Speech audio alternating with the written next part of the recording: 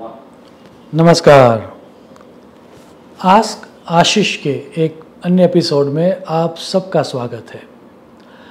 भारतीय हिंदू सनातन परंपरा ये मानती है कि समय जो है वह चक्र की भांति घूमता है और उसको मेज़र करने का काम सूर्य और चंद्र की गति के आधार पर किया जाता है। ये सूर्य और चंद्र की जो गति है उस गति को ही ऑब्जर्व करने का जो साइंस है उसका नाम शास्त्रकारों ने ज्योतिष शास्त्र कहा है। और इसीलिए सूर्य और चंद्र के आधार पर ही ज्योतिष शास्त्र क्रिएट हुआ है, ऐसा शास्त्रकारों ने कहा है। और क्योंकि आकाश में जैसे सूर्य और चंद्र दिखते हैं उसी के आधार पर astrological rules and regulation establish करने के कारण ज्योतिष शास्त्र को प्रत्येक शास्त्र कहा गया है। वो दिखता है। आप कहते हो पूर्णिमा, तो आकाश में जाके देखो तो पूर्णिमा का चांद दिखता है। आप कहते हो अमावस्या, तो उसका अर्थ ये है कि उस दिन चंद्र नहीं दिखेगा। अब इसी आधार पर भारतीय मंत्र के नाम दिए गए हैं। और जो पहला प्रश्न जो है वह विशाल मोटवानी जी ने पूछा है। उन्होंने पूछा है कि हिंदू ल्यूनर कैलेंडर के अकॉर्डिंग जो मंथ स्टार्ट होता है वो कहीं पूर्णिमा से स्टार्ट होता है और कहीं अमावस्या से। सो उसके पीछे का रीज़न क्या है? वेल, रीज़न ये है कि ये दोनों जो मेथड्स है वो सही मेथड है। कुछ प्रांत में, कुछ प्रदेश में ऐसा कहा गया कि पूर्णिमा के दिन चंद्रमा जिस नक्षत्र में होता है उसके आधार पर, क्योंकि उस मंथ का नाम रखा गया है, तो वही स्टार्टिंग पॉइंट होना चाहिए। जैसे आपको जान के आश्चर्य होगा कि ये फाल्गुन मास चल रहा है, तो फाल्गुन मास की पूर्णिमा के दिन चंद्र पूर्वा फाल्गुनी नक्षत्र में ही होगा। यदि कार्तिक मास चल रहा है तो उस मास में पूर्णिमा के दिन चंद्रमा कृतिका नक्षत्र में ही होगा। इन ए वेरी सेम वे, पूर्णिमा के दिन चंद्र जिस नक्षत्र में होता है उस नक्षत्र के नाम पर उस पूरे मंथ का नाम रखा गया है। तो कुछ प्रदेशों ने ये तय किया कि मंथ का जो स्टार्टिंग पॉइंट है वही होना चाहिए। अब कुछ प्रदेशों ने ये सोचा कि नहीं, पूर्णिमा तो मध्य का पार्ट है, क्योंकि चंद्र नहीं होता, फिर वो पूर्णिमा तक जाता है और फिर वो वापस अमावस्या के आसपास बिल्कुल नहीं होता।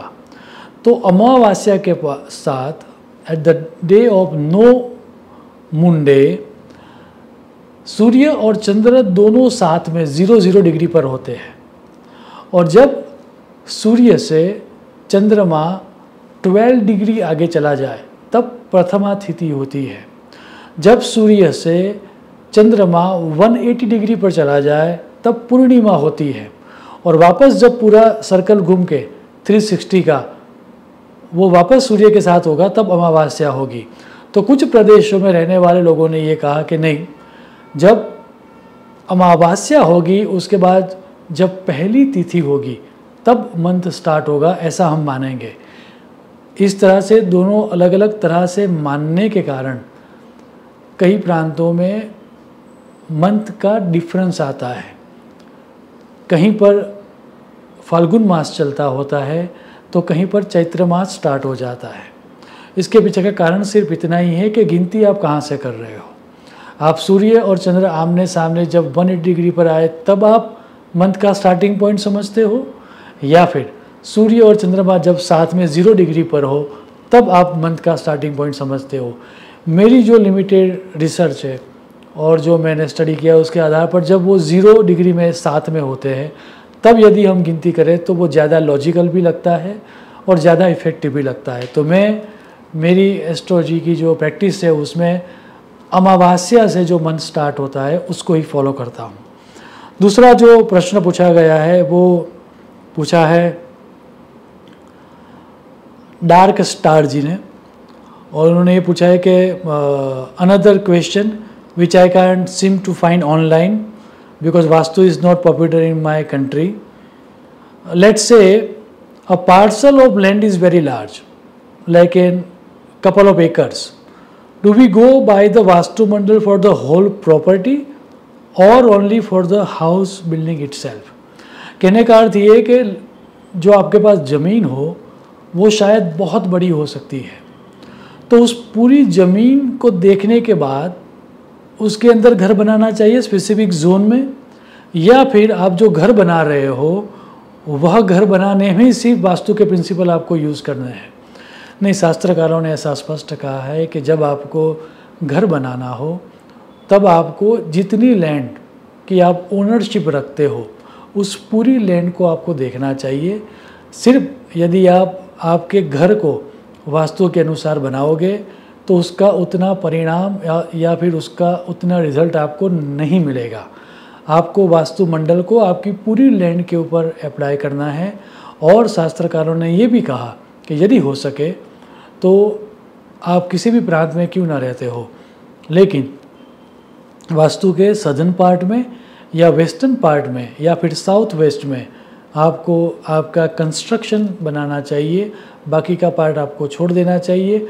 ऑफ कोर्स जब आप कंस्ट्रक्ट करते हो आपकी पूरी लैंड में, तो वो जो आप कंस्ट्रक्ट कर रहे हो उसमें भी कहाँ पर ड्राइंग रूम बनाना, कहाँ पर किचन बनाना, वो भी आपको वास्तु के सिद्धांत के अनुसार ही बनाना चाहिए।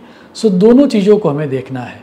पूरी लैंड के अंदर घर कहाँ पर बनाना है उसके लिए भी वास्तुमंडल का उपयोग करना है, और जब घर का प्लानिंग करें तब घर में कौन कौन से कमरे कौन कौन सी डायरेक्शन में होने चाहिए वो भी हमें फॉलो करना है। तीसरा जो प्रश्न है वो पूछा गया है, होस्टांग जी ने पूछा है, और उन्होंने ये पूछा है कि गुरुजी क्या बजरंग बाण रोज़ पढ़ सकते हैं, क्योंकि कुछ ज्योतिष कहते हैं कि उसमें लैंग्वेज बहुत हार्श है। वेल, शास्त्रों में किसी भी ग्रह के निवारण के लिए या फिर किसी भी ग्रह को और ज़्यादा पावरफुल करने के लिए सिर्फ और सिर्फ 3 विधान हैं: यंत्र, मंत्र और तंत्र। अब जब आप कुछ पढ़ते हो और यदि वो मांत्रिक विभाग में आता है तो उसको आप रोज़ पढ़ सकते हो, लेकिन तंत्र विधान में भी कुछ ऐसी प्रक्रिया आती है कि जिसमें उच्चारण या मंत्र जाप का उपयोग किया जाता है। अब वो मंत्र जाप आप हर रोज़ कर सकते हो या नहीं कर सकते हो, उसके विधान स्पष्ट दिए गए हैं। इन अ वेरी सेम वे यंत्र भी आपको कौन सी दिशा में रखना चाहिए, यंत्र का यदि कोई मंत्र जाप है तो कब करना चाहिए, उसके सभी विधि विधान कहे गए हैं। लेकिन हनुमान चालीसा की बात हो गई या बजरंग बाण की बात हो गई या किसी स्तोत्र के पाठ की बात हो गई, आदित्य हृदय स्तोत्र की पाठ हो गई या फिर श्री सूक्तम की बात हो गई, तो वैसे जो पाठ है उनके लिए ये कहा गया है कि उनका पाठ आप हर रोज़ कर सकते हो, उसकी कोई भी नेगेटिविटी आपको नहीं मिलेगी। तो यदि आपका पर्पस किसी स्पेसिफिक यंत्र के साथ नहीं है, यदि आपका स्पेसिफिक पर्पस किसी तांत्रिक विधि के साथ नहीं है, तो आप जो भी पाठ पूजा कर रहे हो वो आप सुनिश्चित आप रिलैक्स होकर हर रोज़ कर पाओगे, क्योंकि उसके करने से उसके कोई दुष्परिणाम आपको प्राप्त नहीं होंगे। यदि आपके भी कोई प्रश्न है तो आपका नाम लिख के मुझे इस सीरीज़ में आप भेजना। ज़्यादा से ज़्यादा जितने प्रश्नों को मेरी मति के अनुसार मैं उनका आंसर दे पाऊँगा वो आंसर देने का मैं प्रयास करूँगा। शुभम भवतु। प्रणाम।